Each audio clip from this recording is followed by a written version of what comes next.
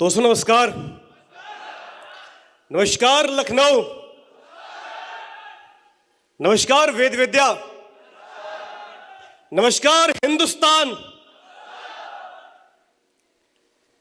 दिल की गहराइयों से मैं अमन श्रीवास्तव आज के डेट में 100% वेद विद्या एडवाइजर, आप सभी सफलता की चाह रखने वाले सम्मानित ड्रीमर्स का, वेद विद्या फाइटर्स का आज संस्था के तीसरे वर्षगांठ एनिवर्सरी में तहे दिल से बहुत बहुत स्वागत करता हूं, बहुत बहुत अभिनंदन करता हूं।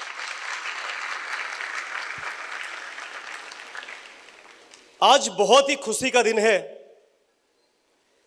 क्योंकि एक इंसान जो सोच नहीं पाता, एक व्यक्ति ने एक संस्था की नींव रखी, 1 साल चलाया तो लोग बोलते हैं कि 1 साल की कंपनी है, पता नहीं चलेगी कि नहीं चलेगी।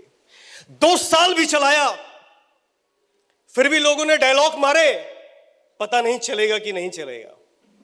इरादा मजबूत रहा, नेक नियत बेहतरीन रही, पूरी ईमानदारी के साथ रही।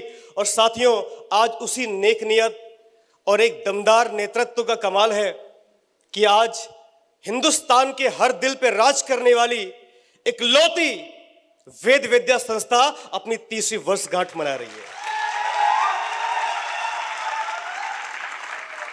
और अभी तो रुको, तीसरा मनाया है, चौथा भी मनाएंगे, 5वां भी मनाएंगे, 50वां भी मनाएंगे, 500 भी मनाएंगे और 5 लाख भी मनाएंगे। क्या आप सब तैयार हो? तैयार हो? तैयार हो? एमडी सर का आशीर्वाद लगातार हम सब पे बरसता रहता है। और साथियों, आज इसी का कमाल है कि आज संस्था अपनी 30वीं वर्षगांठ पे है। दोस्तों, नाम अमन श्रीवास्तव है, रहने वाला छोटी सी सिटी रायबरेली का हूं। जहां पर झुमका गिरा था उसको बोलते हैं बरेली, और जहां पर मिला था वही है अपना शहर रायबरेली।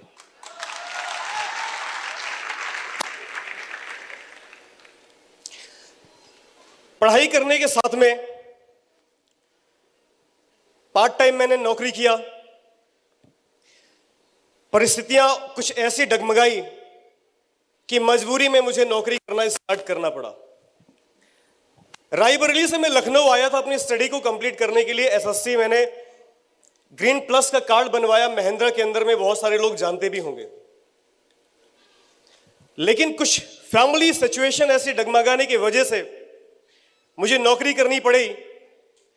लेकिन दिल बहुत जिद्दी था, बहुत ड्रीमर था, सपने बहुत बड़े थे, करना कुछ डिफरेंट था। लेकिन दिक्कत की बात यह थी कि ना हम बहुत ज्यादा एजुकेशन में थे, बहुत पढ़ाकू विमान थे नहीं, बहुत अच्छे लेवल के डांसर थे नहीं, बहुत अच्छे लेवल के एक्टर नहीं थे, पेंटर नहीं थे, सिंगर नहीं थे। एक आम आदमी के पास लग्जरी जीवन जीने का और क्या उपाय होता है? बहुत ज्यादा पैसा हमारे पास में था नहीं। लेकिन कहते हैं कि जेब में गांधी हो ना हो, लेकिन जिगर में आंधी जरूर होनी चाहिए। जब मेरे पास कुछ नहीं था, जब जेब में गांधी नहीं थी, तो जिगर में कुछ बड़ा करने की आंधी जरूर थी। ऊपर वाला जो ईश्वर, अल्लाह, वाहिगुरु, जिसको भी आप मानते हो, उसने बोल दिया तथास्तु। साथियों, मैं भाग्यशाली समझता हूं अपने आप को, जो मेरी मुलाकात इस इंडस्ट्री से हुई। लगभग 4 साल बीत चुका है इस इंडस्ट्री में। बड़े सोच, बड़े ड्रीम्स, कट्टरता की भावना लेकर के इस व्यापार को मैंने स्टार्ट किया। बहुत कुछ पता नहीं था क्योंकि स्टूडेंट, पढ़ाई चल रही थी, साथ में मजबूरी में नौकरी चल रही थी। नेटवर्क मार्केटिंग का N और M नहीं जानते थे।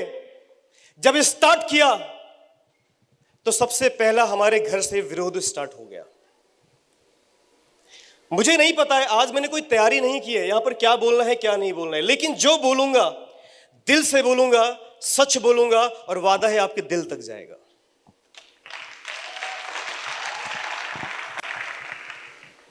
जब इस बिजनेस को मैंने स्टार्ट किया तो सबसे पहला विरोध मेरे घर से शुरू हुआ, मेरे पिताजी का,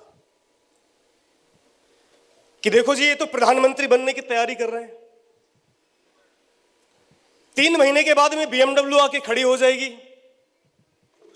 हमारे रिश्तेदारों को जब पता चला तो पूरे खानदान का सबसे नालायक लड़का अगर कोई माना जाता था तो वो मैं माना जाता था, क्योंकि पूरे खानदान के विरोध में जाकर के मैंने इस काम को स्टार्ट किया था। कोई पक्ष में नहीं था, एक व्यक्ति को छोड़कर, वो है मेरी मां। उनको छोड़ करके पूरे खानदान में एक लौता ऐसा प्राणी नहीं था मेरे दोस्त जिसने मुझे इस काम को करने के लिए एग्री किया होगा। दूसरा विरोध, जब मैं दोस्तों के बीच में जाने लगा तो मानो जैसे तगादा करने वाले आते हैं ना, वसूली करने वाले, तो उस निगाहों से मुझे देखना स्टार्ट कर दिए कि बोला सामने आएगा, पैसा मांगेगा, ज्वाइनिंग की बात करेगा, नेटवर्किंग की बात करेगा, 2 जोड़ने की बात करेगा, कुछ खरीदने और कुछ बेचने की बात करेगा। एक काम करते हैं भाई, इससे अच्छा है तो इससे दूर रहते हैं। बड़ा तकलीफ हुआ मुझे उस टाइम पे, जिन दोस्तों के साथ मैंने दिन रात बिताए, घूमे फिरे, जिनको लंगोटिया यार हमने माना, बहुत सच्चे और अच्छे दोस्त रहे, वो धीरे धीरे मेरे से बिछड़ना स्टार्ट हो गए। मुझे समझ में नहीं आ रहा था कि ये घटना मेरे साथ क्यों घट रही है। आज समझ में आता है। उस टाइम पे मेरी दोस्ती छूटती चली गई, मेरी रिश्तेदारी छूटती चली गई, मेरा कॉमन लाइफ स्टाइल छूट गया पूरी तरीके से। लेकिन एक चीज जो मुझे इस इंडस्ट्री में टिका के रखा, क्योंकि मैंने ऐसा कोई भी इवेंट नहीं छोड़ा था इस इंडस्ट्री का, क्योंकि मैंने कोई भी ट्रेनिंग नहीं छोड़ी थी इस इंडस्ट्री का, क्योंकि मैंने मेरे गुरु के प्रति पूरे समर्पण के साथ काम किया था। मुझे एक बात तो पता था कि जिसने पैदा किया है वो कभी गलत नहीं सोचेगा। सोच सकता है क्या? धरती पे लाने वाले माँ बाप आपके बारे में कभी गलत नहीं सोच सकते, और इस इंडस्ट्री में लाने वाला आपका अपलाइन, पूरी दुनिया एक तरफ और आपका अपलाइन एक तरफ। जिस व्यक्ति ने इस बात को एग्री कर लिया, मैं कहता हूं उसका नेगेटिव रिश्तेदार कुछ नहीं उखाड़ सकते, उसका नेगेटिव दोस्त कुछ नहीं उखाड़ सकता, उसका नेगेटिव एटमॉस्फेयर कुछ नहीं उखाड़ सकता, जिसने अपने इस इंडस्ट्री के अंदर में जन्म देने वाले अपलाइन को सर्वोपरि मान लिया है। बोला गुरुजी दुनिया एक तरफ, लेकिन आप जो बोलोगे वो एक तरफ।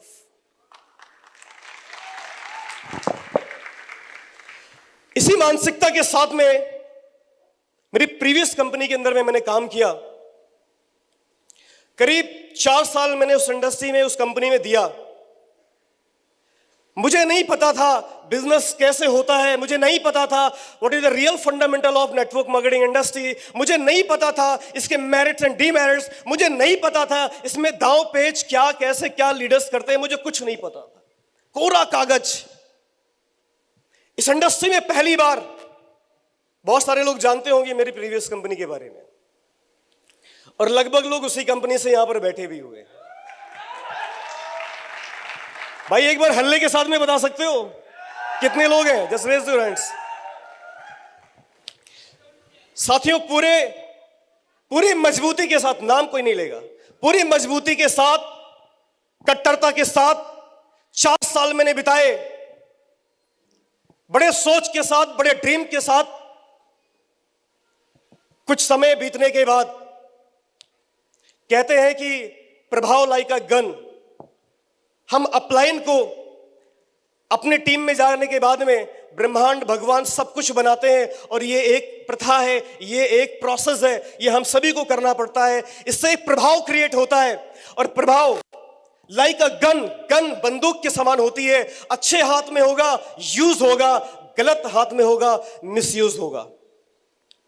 मेरे द्वारा बनाई गई टीम को मेरे अपलाइन के द्वारा, मेरे ही द्वारा बनाए गए प्रभावों के माध्यम से कूटनीति करके जब ब्रेक किया गया,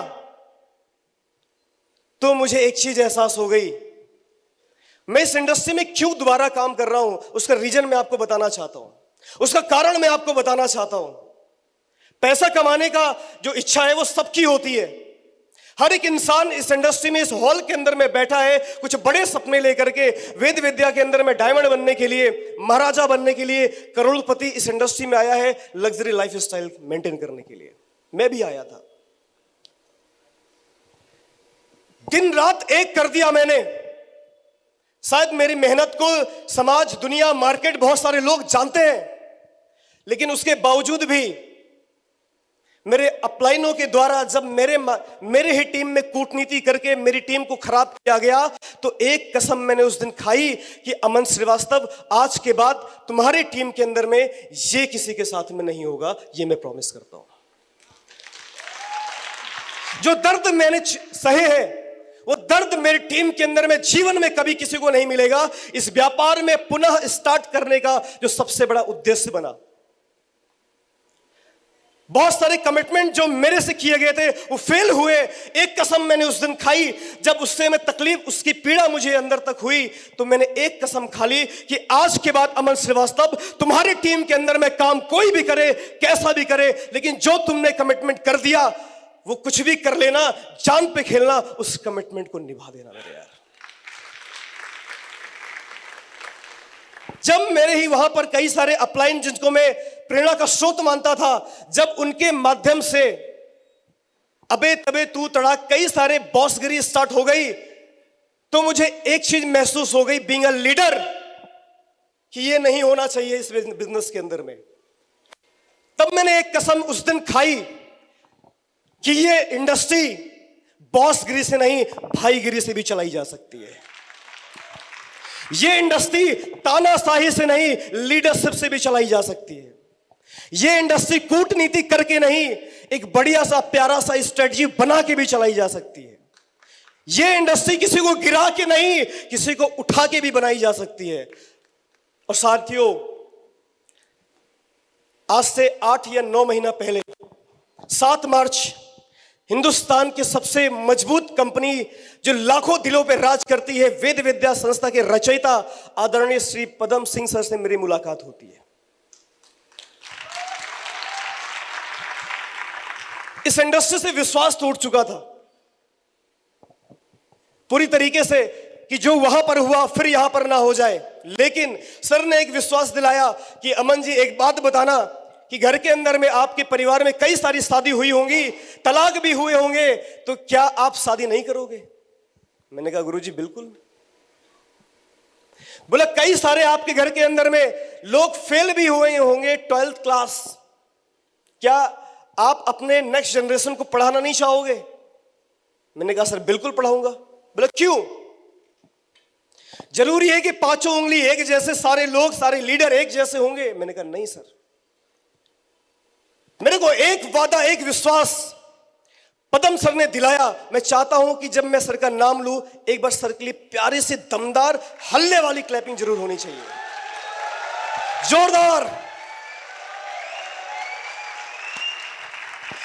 सर ने एक विश्वास दिलाया कि बोला अमन जी, सात्विक आदमी हूं, बहुत सारे लीडर्स आपने देखे होंगे, बहुत सारे एमडी आपने देखे होंगे, लेकिन मेरे साथ 3 महीना बिता दो मेरे दोस्त। अगर आपको घमंड ना हो जाए कि यार ऐसा भी कोई मेंटरशिप होती है, अगर आपको प्राउड ना हो जाए यार ऐसी भी कोई कंपनी होती है, अगर आपको विश्वास ना हो जाए कि यार ऐसा भी कोई साथ होता है, तो आप मुझे बताना।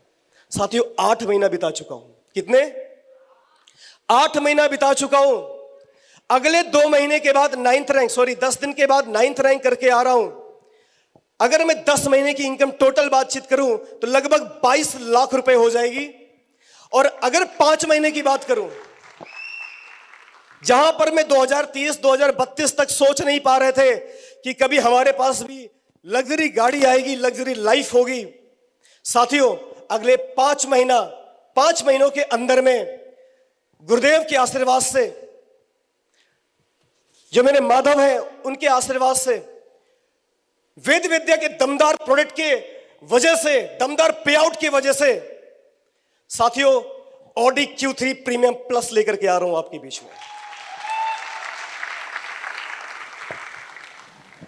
ये ताकत, ये अचीवमेंट इस दमदार संस्था के अंदर में है, मेरे अंदर में कुछ भी नहीं है, दमदार मेंटोरशिप के अंदर में है।